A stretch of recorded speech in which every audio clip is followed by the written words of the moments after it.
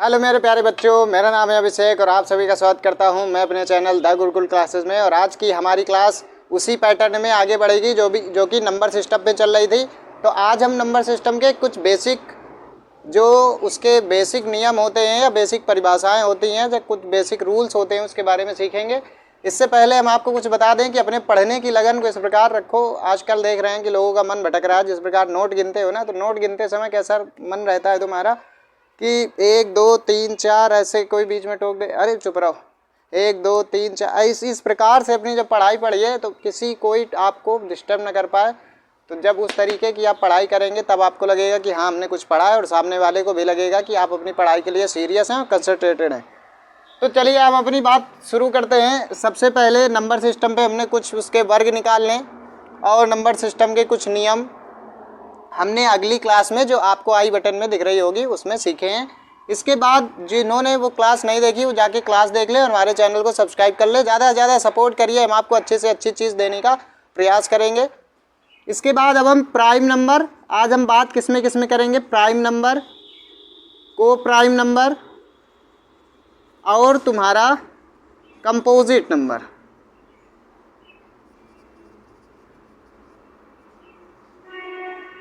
कुछ इनके देख लो तरीके, कुछ इनके सूत्र भी बताएंगे आपको और कुछ इनके परिभाषाएं। और प्राइम नंबर में नंबर एक ये समझ लो कि जो 1 होता है और 0 होता है, तो 1 ना तो भाज्य है ना अभाज्य है, मतलब ना तो ये प्राइम है ना ये कंपोजिट है, ना ये प्राइम है और ना ये कंपोजिट है। तो ये क्या है, इसमें संशय है अभी भी।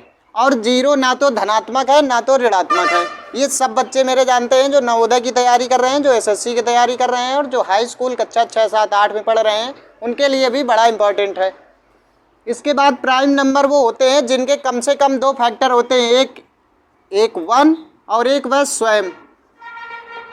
जैसे तुम्हारा 7, तो 1 और 7, 7 × 1 7, ये हो गया। अब आ जाओ को प्राइम में, 3 4 16 9 ऐसी संख्याओं का जोड़ा जिनका कॉमन फैक्टर केवल 1 हो। ये 1 से कट जाएगा दोनों, बाकी किसी से दोनों नहीं कटेंगे। समझ गए ना? तो ये चीज़ समझो। इसके बाद ये देखो कंपोजिट नंबर। कंपोजिट नंबर में क्या समझना है कि भाज्य संख्याएं शुरू कहाँ से होती हैं, 4 से। 4 6 8 9 10, तो सबसे छोटी भाज्य संख्या 4 और सबसे छोटी विषम भाज्य संख्या 9। इतनी सी बात समझ गए? इतनी सी बात समझ गए ना? इतने जो मैंने फैक्ट्स बताए सबको सीख गए। अब देखो जो तुम्हारी प्राइम नंबर होते हैं वो 1 से लेकर के 50 तक 15 होते हैं और 50 से लेकर के 100 तक 10 होते हैं। ये बड़ा वन लाइनर में बता दे रहा हूँ कि इसके नंबर सिस्टम के कुछ इंपॉर्टेंट जो फैक्ट्स होते हैं जो तुमको आने चाहिए। तो 1 से 50 तक प्राइम नंबर तुम्हारे होते हैं 15 तक, और 50 से 100 तक प्राइम नंबर होते हैं तुम्हारे 10। तो टोटल 1 से 100 तक हो कितने गए? हो गए तुम्हारे पास 25। 1 से 200 तक होते हैं 46 प्राइम नंबर। 1 से 500 तक होते हैं 95। 1 से 1000 तक होते हैं 168। ये हो गए प्राइम नंबर की संख्या कितनी होती है। प्राइम नंबर समझ रहे हो ना? 2, हाँ सबसे छोटा प्राइम नंबर 2, उसके बाद 3 5 7, और ये जो 3 5 7 देख रहे हो ये एक लौता ऐसा जोड़ा होता है जो लगातार विषम संख्याओं का प्राइम नंबर, जो लगातार 3 विषम संख्याएं और अभाज्य विषम संख्याएं जो लगातार आती हैं, ये केवल यही है। अच्छा, 3 अंकों की सबसे छोटी अभाज्य संख्या ये, और 3 अंकों की सबसे बड़ी अभाज्य संख्या 997। 3 अंकों की सबसे छोटी, 3 अंकों की सबसे बड़ी अभाज्य संख्या, ये भी तुमने देख ली। इसके बाद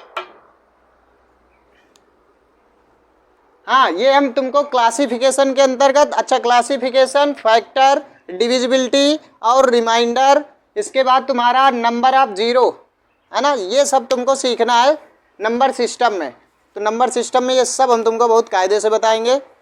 तुमको अरे कुल मिला के समझो कि सारी जितनी संख्याएं होती है नेचुरल नंबर से लेकर के रियल नंबर तक, इसके बाद सबकी डिविजिबिलिटी, विभाज्यता का नियम कल हमने चर्चा की थी डिविजिबिलिटी में और रिमाइंडर में, कि किसी संख्या का n गुना से भाग देने पर अगर उसका रिमाइंडर 5 बच रहा है तो 5 को भी n गुना कर दो, तो उससे भाग लगा दो, तो दोनों आएंगे आपस में बराबर। यही कुछ ऐसी बात हुई थी ना रिमाइंडर। तो ये मैं फिर से, अब मैं सीरीज से सब कुछ शुरू कर रहा हूँ, तो एक बार फिर से आपको पैटर्न बाय पैटर्न सब चीज़ें देखने को मिलेंगी।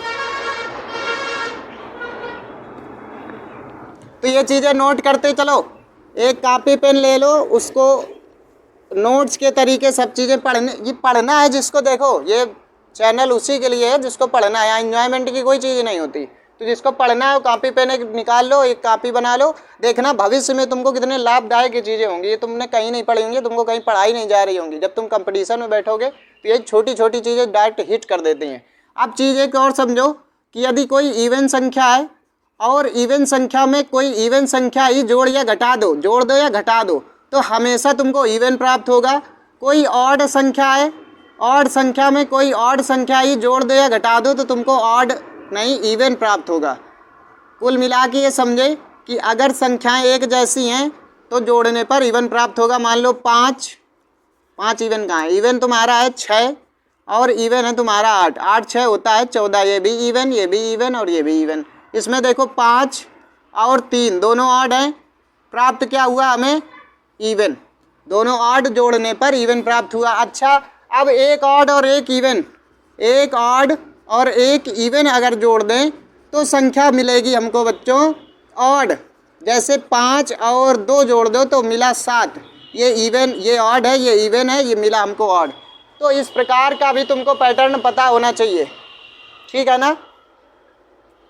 अब देखो इसमें एक सवाल कैसे पूछा जाता है, इसमें तुमसे सवाल कैसे पूछेगा ये तुमको पता होना चाहिए। नोट कर लो, नोट करते जाओ। इसके बाद देखो चीज़ों को समझो। हम तुम्हारे लिए बड़ा इंटरेस्टिंग चीज़ शुरू कर दिए हैं कि शायद इसमें तुम्हारा इंटरेस्ट हो। देखो हम तो थकते नहीं, हमारा कर्तव्य है कि जब तक आप हमारे साथ हो, हमको कौन फर्क पड़ता, हमको कुछ मिलना है इससे?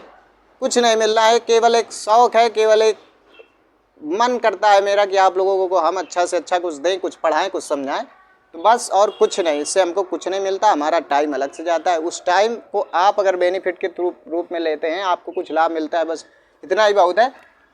इसमें सवाल कैसे पूछेगा? x + y + z बराबर कह देगा इवन नंबर, मतलब कोई 90 आया है तो वो कहेगा कि इसमें y और z के कुछ मान बताओ जो संभावित मान हो सकते हैं। तो तुम एक चीज़ समझो कि जब तुमको ऐसा कह दे तो इसमें एक शर्त होती है कि इसमें 2 तो ऑड होंगे तुम्हारे। एक सेकंड केस ये होगा कि 2 ऑड होंगे तभी, और एक इवन हो, कोई एक इवन हो और 2 ऑड हो, तभी तुमको एक इवन प्राप्त होगा। देखो कैसे, इवन में ऑड जोड़ेंगे तो हमको क्या मिलेगा? ऑड, और फिर ऑड में ऑड जोड़ेंगे तब हमको इवन मिलेगा, और उसमें इसकी संख्या हो जाएगी, मतलब इसका मान होगा 2, और ऑड में ऑड, ऑड में ऑड मतलब y और z 90, तो y और प्लस z बराबर कितना आया? 88। अब तुमको ये डिफाइन कर लेना है अपने अनुसार।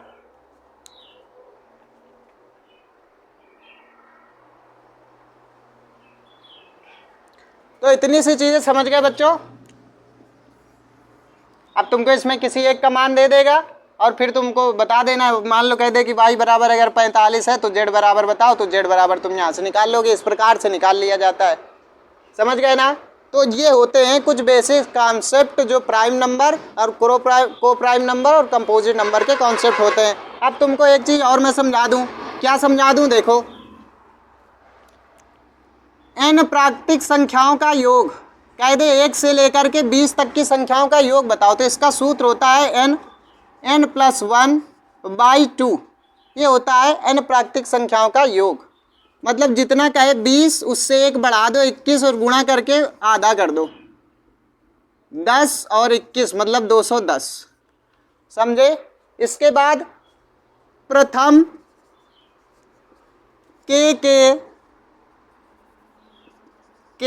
प्रथम n गुणजों का योग, मतलब पहाड़ा का योग।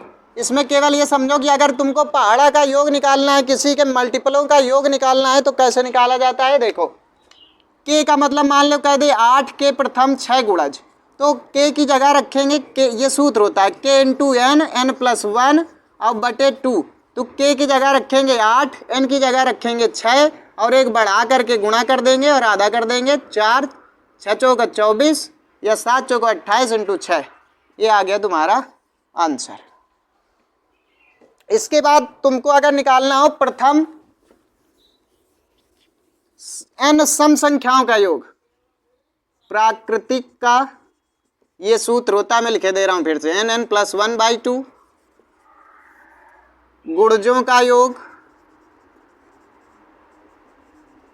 होता है के इंटू एन, एन प्लस, अब आपका इसमें क्या काम है कि इसमें कोई मान रख करके किसी एक पहाड़े का मान रख दो या कुछ भी रख दो, उसको तुमको निकालना है। तुम्हारा होमवर्क देखो, 7 के प्रथम 15 गुणजों का योग निकाल के हमको कमेंट करो फटाक से।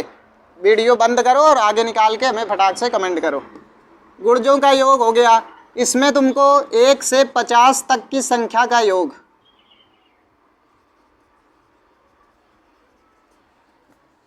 एन यहाँ होगी संख्याओं, जितनी संख्या है अंतिम संख्या है मान लो।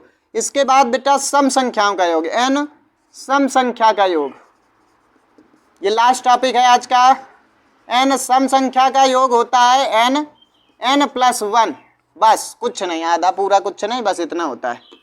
इसके बाद एन विषम संख्याओं का योग, ये भी तो सीखना बहुत जरूरी है, विषम संख्याओं का योग। इसका सूत्र होता है एन स्क्वायर। मान लो कह दें कि हम प्रथम 5 विषम संख्याओं का योग, तो 5 की जगह रखेंगे 5 स्क्वायर होता है 25। ऐसे तो ये चीज़ें नोट कर लो और चीज़ों को समझ लो, इस प्रकार से आपको करना है। अब आपको और क्या करना है, ज़्यादा से ज़्यादा चैनल को शेयर करिए, सब्सक्राइब करिए और वीडियो अगर पसंद आए तो वीडियो को लाइक करिए। अपने आप को सुरक्षित रखिए, पढ़ते रहिए और हमको सजेशन करिए कि किस प्रकार से आपको हम समझाने में सफल हो रहे हैं, क्या आपको करने में मज़ा आ रही है। तो ये हो गए आपके कुछ नंबर सिस्टम के कुछ इंपॉर्टेंट सूत्र और कुछ इंपॉर्टेंट बातें। इसमें टेंशन नहीं लेनी है कि मेरा सिलेबस कहीं कंप्लीट तो नहीं है। मैं तुमको इंपॉर्टेंट पर, ये आपको ज़िंदगी में कोई आपसे कुछ पूछ ले, कभी चलती फिरती लाइफ में पूछ ले, तो उन चीज़ों की जगह आपसे पूछ ले 3 अंकों की सबसे छोटी प्राइम संख्या बताओ, अभी मैंने आपको याद कराई 101। आपसे पूछ ले सबसे बड़ी प्राइम नंबर बताओ 3 अंकों की, तो 997। ऐसे आप याद कर लो, आप कितने ट्रिकी हो जाओगे, कितना आप में दिमाग आ जाएगा, है ना। आपको सब कहेंगे बड़ा होशियार है। तो इस प्रकार से आज की क्लास को ख़त्म करते हैं, मिलते हैं कल एक नई क्लास के साथ। बच्चों जय हिंद, राधे राधे सभी को, सभी मस्त रहें, खुश रहें और अपने काम में लगे रहें।